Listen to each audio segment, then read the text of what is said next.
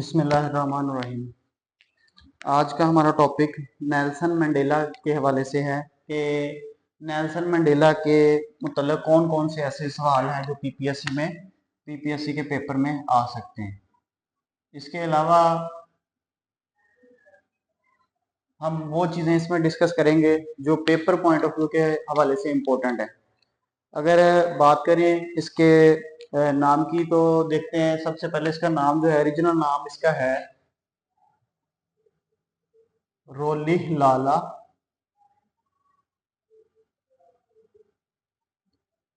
Mandela. Nelson Mandela जो है, इसका जो सही नाम था वो था रोलिह लाला मंडेला। और जो नेल्सन लफ्ज है, नेल्सन, ये इसके टीचर था एक, उसने इसको ये वाला नाम दिया था। इस नेल्सन वर्ड का मतलब होता है, नेल्सन का मतलब होता है हीरो या फिर चैंपियन। ये वाला जो नाम है नेल्सन, ये इसके टीचर ने इसको दिया था। वैसे इसका ओरिजिनल नाम जो है वो रोलिह लाला मंडेला था। इसके अलावा अगर बात करें इसके कंट्री की तो इसका जो ताल्लुक है वो साउथ अफ्रीका से है।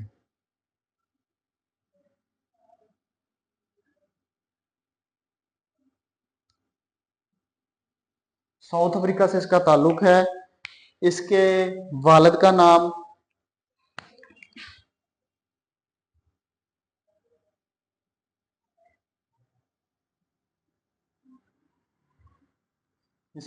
नाम हेनरी मंडेला है। Henry Mandela.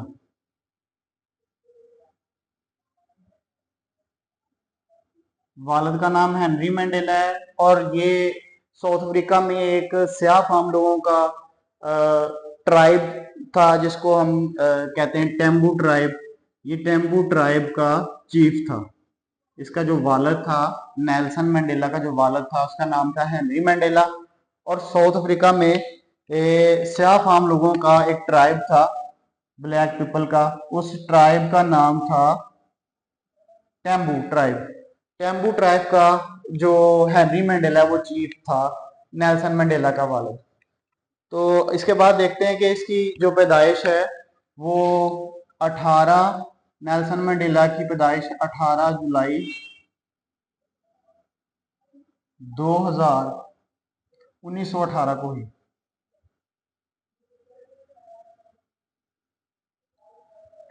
नेल्सन मंडेला की जो पैदाइश है वो 18 जुलाई 1918 को हुई। इसका ताल्लुक साउथ अफ्रीका से था। इसका ओरिजिनल नाम रोलिह लाला मंडेला था। नेल्सन इसके टीचर ने इसका नाम रखा था हीरो या चैंपियन, उसका मतलब है। इसके वालिद का नाम जो है वो हेनरी मंडेला है। और उसका जो ताल्लुक है वो टेम्बू ट्राइब है, साउथ अफ्रीका में ब्लैक पीपल का, स्याह फाम लोगों का, उसका ये चीफ था। इसके बाद देखते हैं कि नेल्सन मंडेला ने जो अर्ली एजुकेशन है वो कहाँ से हासिल की।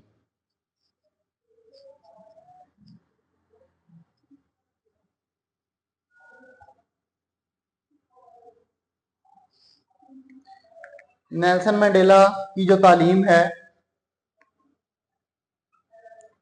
वो मैथोडिक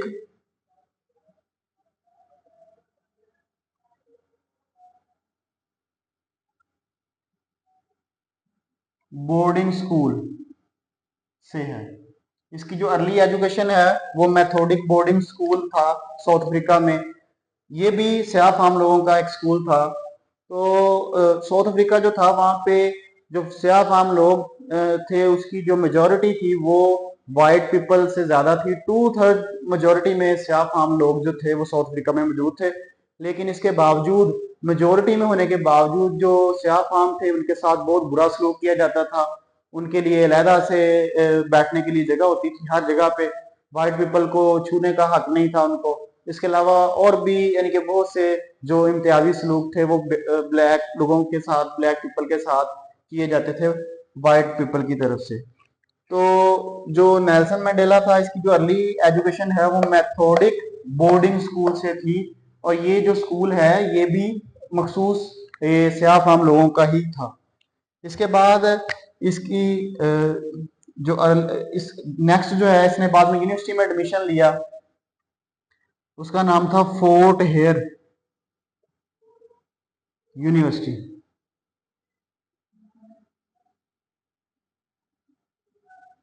फोर्ट हेयर यूनिवर्सिटी से इसने एंथ्रोपोलॉजी की स्टडी की।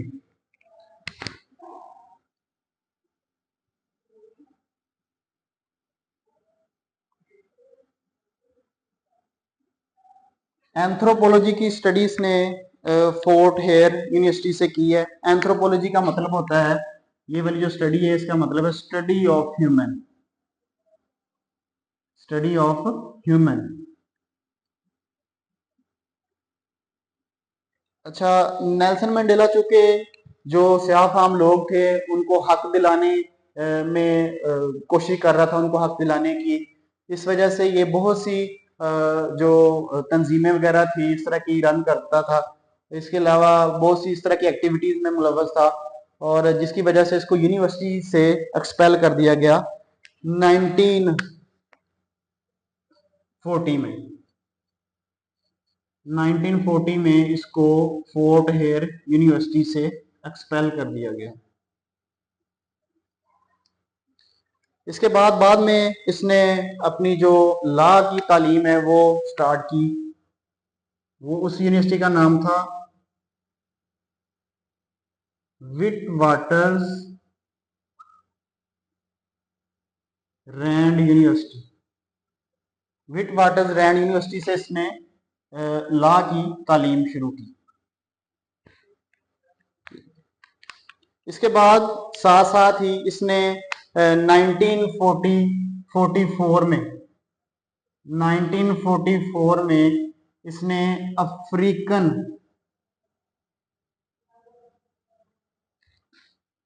नेशनल कांग्रेस,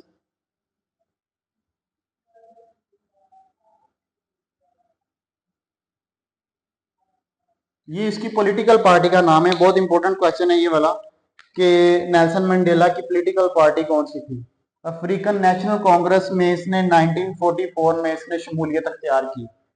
तो इसके बाद नेक्स्ट देखते हैं। इसके बाद इसने 27 मार्च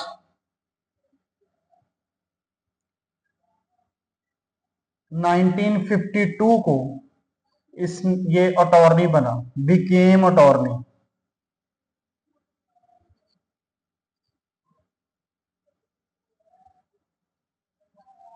ये सवाल भी आ सकता है कि बाई प्रोफेशन जो है वो नेल्सन मंडेला जो है वो उसका प्रोफेशन कौन सा था। तो बाई प्रोफेशन जो है ये एक लॉयर था, और 27 मार्च 1952 को ये लॉयर बन गया। 1944 में इसने पार्टी ज्वाइन की थी, उस पार्टी का नाम था, पॉलिटिकल पार्टी का नाम था अफ्रीकन नेशनल कांग्रेस। और ये पार्टी इसने कब ज्वाइन की थी? 1944 में। इसके बाद देखते हैं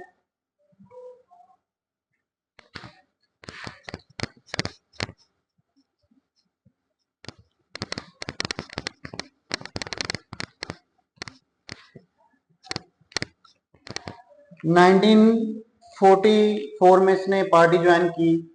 तो चूंकि ये जो स्याह फाम लोग थे उनको हकूक दिलाने में मुलव्वस था, इस वजह से ये एंटी स्टेट एक्टिविटीज में मुलव्वस हो गया, और लोगों को उनके जायज हकूक दिलवाने के लिए बहुत ज़्यादा कोशिशें करता रहा।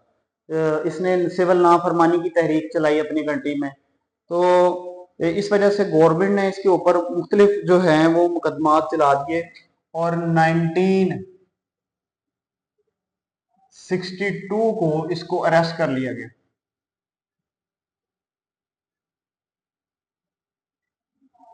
1962 को इसको अरेस्ट किया गया, और इसको 5 साल की सजा सुनाई गई, 5 ईयर इम्प्रिजनमेंट।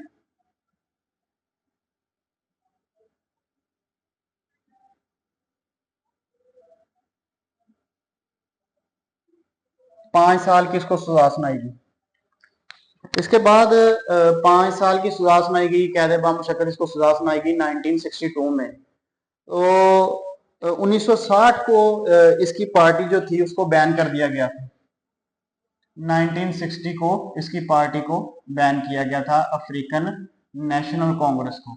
ये क्वेश्चन भी इम्पोर्टेंट है पेपर पॉइंट ऑफ व्यू के हवाले से कि इसकी पार्टी जो थी उसको कब बैन किया गया था। 1960 में इसको बैन किया गया और 1962 में इसको अरेस्ट करके 5 साल की सजा सुनाई गई। इसके बाद 12 जून 1964 को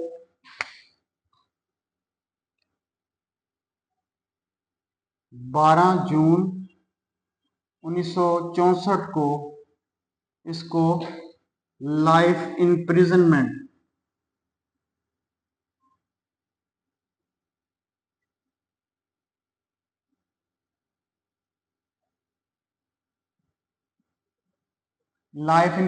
की सजा सुना दी गई, यानी कि उम्र कैद की इसको सजा सुना दी गई 12 जून 1962 को। तो इसी दौरान ही जब ये जेल में था तो जो मुखालिफ पार्टी थी इसमें से एक हुक्मरान उसका सदर था, साउथ अफ्रीका का सदर बना, उसका नाम था फ्रेडरिक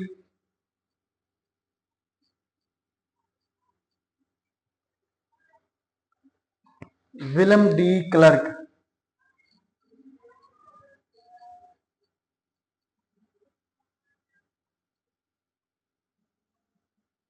ये इसकी जो मुखालिफ पार्टी थी उसका ये मेंबर था और ये जब प्रेसिडेंट बना तो इसने अपने दौर में जितने भी कैदी थे सवाए सजाए मौत के कैदियों के, जितने भी कैदी थे उसने उनको रिहा करने का हुक्म दे दिया। तो इसकी वजह से जो नेल्सन मंडेला था उसको 18 फरवरी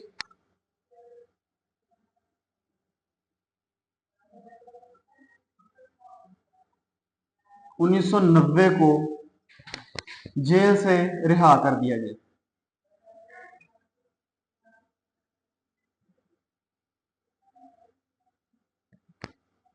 1990 को 18 फरवरी 1990 को इसको जेल से रिहा किया गया और इसने तकरीबन ऑलमोस्ट जो है वो 27 ईयर जो है वो कैद में काटे हैं। स्याह फाम लोगों को हुकूक दिलाने के लिए इसने 27 साल का अरसा जो है वो जेल में गुजारा। तो 18 फरवरी 1990 को जब ये रिलीज हुआ तो इसके बाद इसने अपनी वो जो पार्टी थी दोबारा से ये इसने इलेक्शन में हिस्सा लिया। तो इलेक्शन में हिस्सा लेने के बाद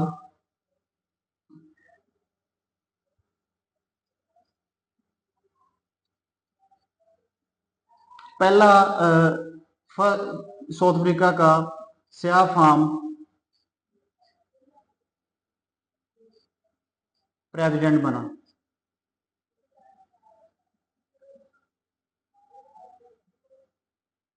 इसी साउथ अफ्रीका में बहुत से जो स्याह फार्म लोग थे उनके साथ बहुत नाजायज यानी कि या बहुत ज्यादतियां हो रही थी, जुल्म हो रहा था। तो जब ये जेल से रिहा हुआ तो लोगों के दिलों में इसकी मोहब्बत जो है वो बहुत हद तक बढ़ चुकी थी। इस वजह से जैसे ही ये जेल से रिहा हुआ 1994 से लेके 1999 तक 1994 से लेके 1999 तक ये साउथ अफ्रीका का प्रेसिडेंट बन गया। ये ब्लैक या स्याह फार्म जो लोग थे साउथ अफ्रीका में रहने वाले, वहां से पहला प्रेसिडेंट जो है वो साउथ अफ्रीका का मुंतखब हुआ। तो चूंकि इसकी जो खिदमात थी स्याह फार्म लोगों के हवाले से बहुत ज्यादा थी, इस वजह से इसको बहुत ज्यादा जो कंट्रीज हैं इसने उन्होंने इसको अपने जो मुल्क के सिविल अवार्ड होते हैं उससे नवाजा है। तो इसको अवार्ड कौन से मिले हैं वो देख लेते हैं।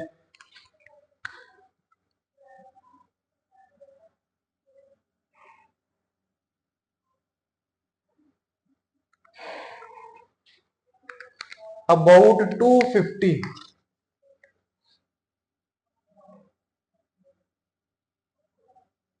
तकरीबन 250 अवार्ड जो है वो इसको मुख्तलिफ कंट्री से मिले हैं।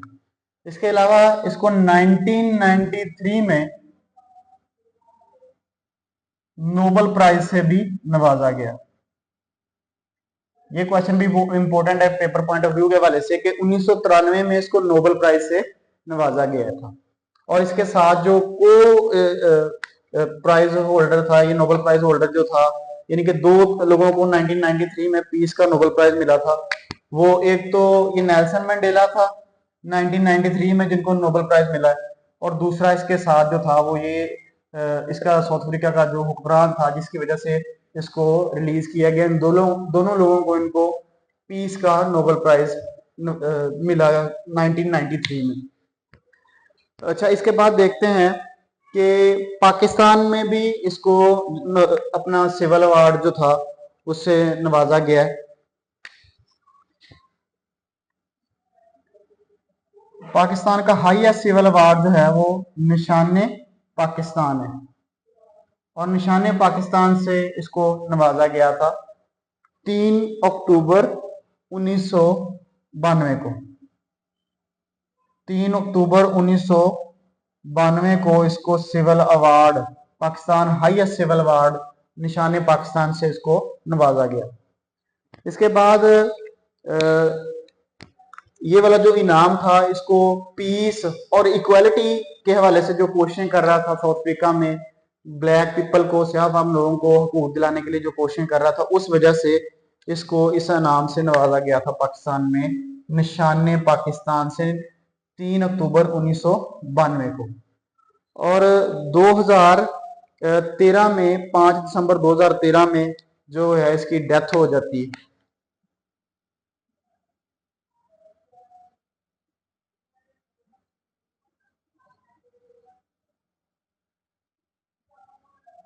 दो हजार 2013 में इसकी डेथ होती है, और इसकी जो एज है वो 95 ईयर है, 95 साल इसकी उम्र है। 1918 जुलाई 1918 में इसकी पैदाइश हुई थी, और 2013 में 5 दिसंबर 2013 में इसकी डेथ हो जाती है, और इसकी जो एज है, टोटल एज जो है वो 95 ईयर है। ये सवाल भी पूछा जा सकता है। इसके बाद ये जो डेथ है इसकी जोहान्सबर्ग, साउथ अफ्रीका का एक सिटी है,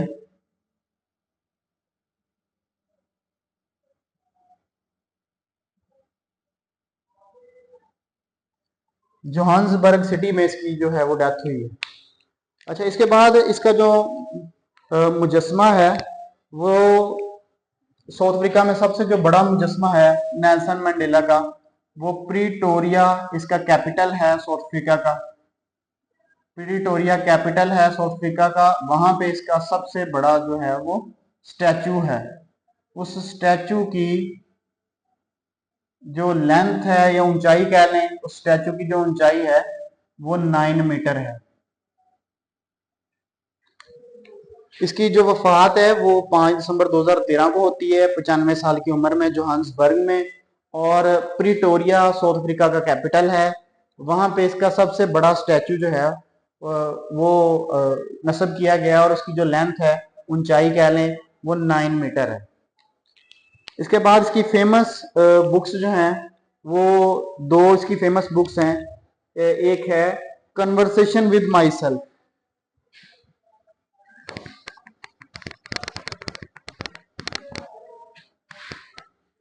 पहली इसकी जो फेमस बुक है, और भी इसकी बहुत सी बुक्स हैं जो इसने बहुत सारी बुक्स लिखी हैं, लेकिन जो ज्यादा फेमस हैं हम वो देख लेते हैं। सबसे पहले देखते हैं कन्वर्सेशन विद माई सेल्फ। ये वाली किताब है, एक फेमस किताब। दूसरी इसकी जो किताब है उसका नाम है लॉन्ग वॉक टू फ्रीडम।